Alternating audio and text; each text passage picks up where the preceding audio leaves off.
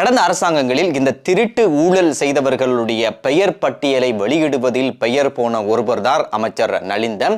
அவர் பெயர் போன ஒருவர் என்று சொல்வதை விட அவருக்கு அந்த பொறுப்பு வழங்கப்பட்டிருக்க வேண்டும். அதனால் தான் கடந்த காலங்களில் அவர் கடந்த அரசாங்கங்களில் பல திருட்டு ஊழல் வேலை செய்தவர்களுடைய பெயர் பட்டியலை அவர் வெளியிட்டிருந்தார். அறகல போராட்டத்தின் போது எரிக்கப்பட்ட வீடுகளுக்கு யார் யார் இழப்பீடு எடுத்தார்கள், எவ்வளவு தொகை எடுத்தார்கள் என்கின்ற பெயர் பட்டியலை அவர் வெளியிட்டிருந்தார். அதே நேரம் ஜனாதிபதி நிதியத்தில் இருக்கின்ற அந்த நிதியை தவறான முறையில் யார் யார் பாவித்தார்கள் என்கின்ற பெயர் பட்டியலையும் அவர் வெளியிட்டிருந்தார்.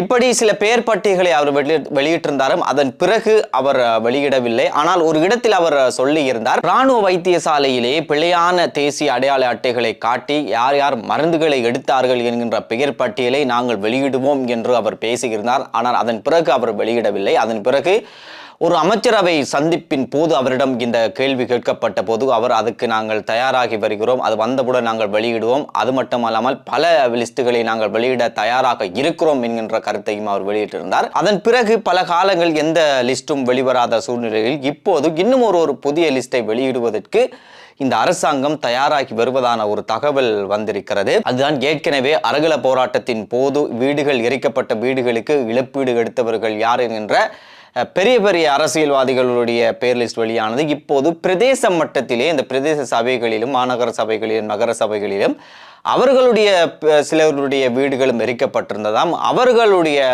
அந்த இழப்பீடு குறித்தும் அந்த இழப்பீடு எடுத்தவர்கள் கொடுத்த பேர் லிஸ்டும் அதே நேரம் அவர்கள் செய்த ஊழல்களையும் வெளிப்படுத்துவதற்கு இந்த அரசாங்கம் தயாராகி வருவதாக சொல்லப்படுகிறது. இருந்தாலும் இந்த வார் பெர்மிட் எடுத்த அரசியல்வாதிகளுடைய பெயர் பட்டியலை நாங்கள் வெளியிடுவோம் என்று இந்த அரசாங்கம் சொன்னாலும் அந்த பெயர் பட்டியல் என்பது இன்னும் வெளிவராமலே இருக்கிறது. அதை தவிர்த்து வேறு பெயர் பட்டியல் வெளிவந்திருக்கிறது, வெளிவரப் போவதாகவும் சொல்லப்படுகிறது. இதற்கிடையிலே இந்த நாட்களில் இல்லை, கடந்த காலங்களிலும் தான் அதிகம் சர்ச்சையாக பேசப்பட்ட விடயங்கள் தான் இந்த NPP அரசாங்கத்தினுடைய இந்த பாராளுமன்ற உறுப்பினர்கள் அமைச்சர்களுடைய சில பேச்சுக்கள் என்பது கடும் சர்ச்சையை ஏற்படுத்துகின்ற பேச்சுக்களாக இருக்கிறது. அவர்கள் அப்போது சொன்னதற்கும் இப்போது சொல்கின்றதுக்கும் இடையிலே கடுமையான ஒரு முரண்பாடுகள் இருப்பதன் காரணமாக அவர்களுடைய பேச்சுக்கள் என்பது மக்கள் மத்தியிலே ஒரு நகைச்சுவையாக பார்க்கப்பட்டு வருகிறது. இன்னும் சிலர் அவர்கள் பொய் கூறுகிறார்கள் என்கின்ற விமர்சனம் எல்லாம் சொல்லி வருகின்றனர். எது எப்படியோ இவர்களுடைய இந்த பேச்சின் காரணமாக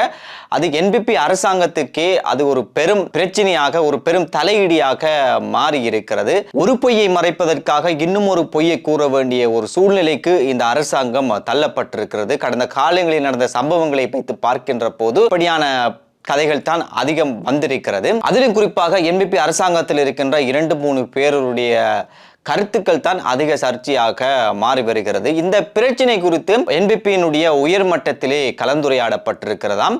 இப்போது NPP-யில் இருக்கிற அத்தனை பாராளுமன்ற உறுப்பினர்களை அழைத்து இனிமேல் பேசும்போது பார்த்து பேசுங்கள், சரியாக பேசுங்கள் என்கின்ற கடுமையான உத்தரவு என்பது அவர்களுக்கு பிறப்பிக்கப்பட்டிருந்ததாம். இருந்தாலும் அதையும் தாண்டி ஒரு சிலர் பேசியும் வந்திருக்கிறார்கள். நேற்று இது குறித்தான கேள்வியை அமைச்சர் நலிந்தவிடம் நேற்று தனியார் தொலைக்காட்சியிலே அவர் கலந்து கொண்டிருந்த நேர்காணலில் கேட்கப்பட்ட போது அவர் இதனை ஒப்புக்கொண்டிருக்கிறார். ஆமாம், ஒரு சிலர் இவ்வாறு பேசி வருகிறார்கள், அது சர்ச்சையாக மாறுகிறது. எனவே அவர்களுக்கு ஏற்கனவே அறிவுறுத்தப்பட்டிருக்கிறது இவ்வாறான பேச்சுக்களை கட்டுப்படுத்துங்கள் என்று.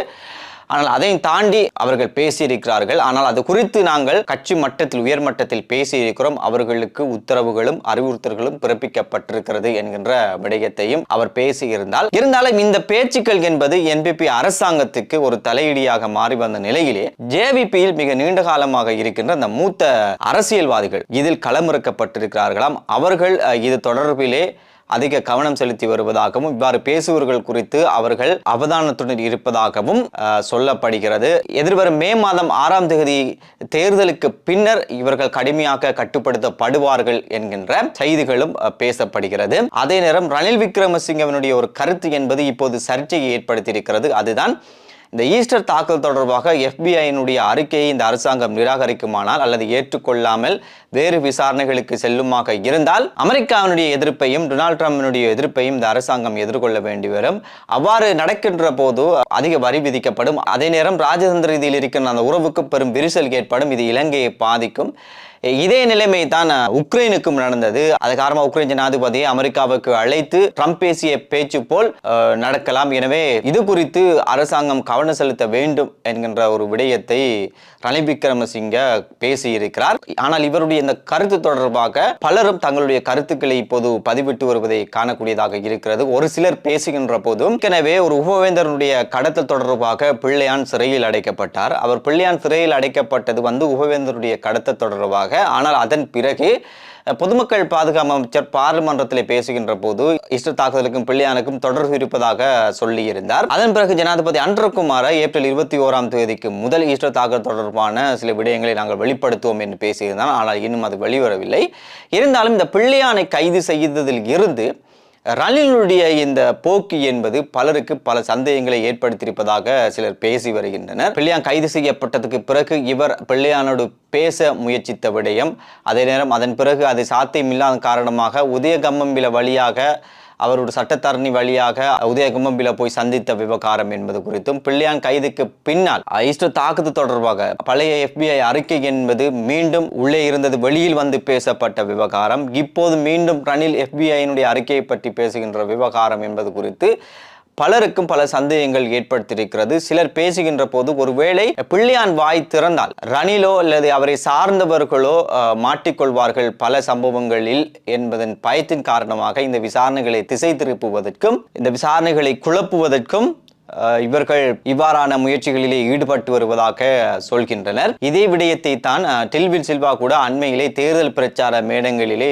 சொல்லி வருகின்றார். பிள்ளையான் என்பவர் ராஜபக்ஷக்களுடைய ஒரு கொந்தராத்து வேலை செய்த ஒருவராக இருக்கிறார் என்கின்ற கருத்தை வெளிப்படையாகவே அவர் சொல்லியிருந்தார். எனவே பிள்ளையான் என்பவர் வாய் திறந்தால் இவர்கள் எல்லாம் மாட்டிக்கொள்ள வேண்டி வரும் என்ற பயத்தின் காரணமாகத்தான் இவர்கள் விசாரணைகளை எல்லாம் திசை திருப்புவதற்கும் குழப்புவதற்கும் அவர்களுடைய பயத்தினால் அவர்கள் தடுமாறிக்கொண்டிருப்பதாக பேசி வருகின்றனர். ஒருவேளை பிள்ளையான் தான் செய்த அனைத்து குற்றங்களையும் ஒப்புக்கொண்டு சரணடைகின்ற போது அவருக்கு கிடைக்கின்ற தண்டனை என்பது குறையலாம். எனவே அவ்வாறான ஒரு சம்பவம் நடந்துவிடக் கூடாது, அப்படி நடந்தால் நாங்களும் மாட்டிக்கொள்வோம் என்கின்ற பயத்தில் தான் இவர்கள் இவ்வாறு தடுமாறுவதாகவும் பேசிக்கொள்கின்றனர். எது எப்படியோ ஈஸ்டர் தாக்குதல் தொடர்பான விசாரணைகள் என்பது இன்னும் போய்கொண்டுதான் இருக்கிறது. இதனுடைய உண்மைகளை வெளிப்படுத்துவோம், இதனுடைய சூத்திரதாரிகளை வெளிப்படுத்துவோம் என்று இந்த அரசாங்கம் ஆட்சிக்கு வந்தது.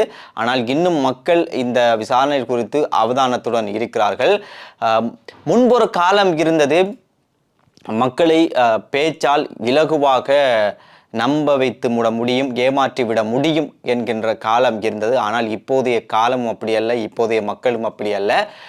யார் என்ன எப்படி பேசினாலும் மக்கள் தெளிவாகவே இருக்கிறார்கள். தெளிவான நேரத்திலே அவர்கள் தெளிவான முடிவை அவர்கள் எடுக்கிறார்கள் என்பதுதான் உண்மையாக இருக்கிறது. எனவே இவைகள் தான் இன்றைய அரசியலுக்கு பின்னால் நடந்த விடயங்களாக இருக்கிறது. மீண்டும் நாளை சந்திப்போம்.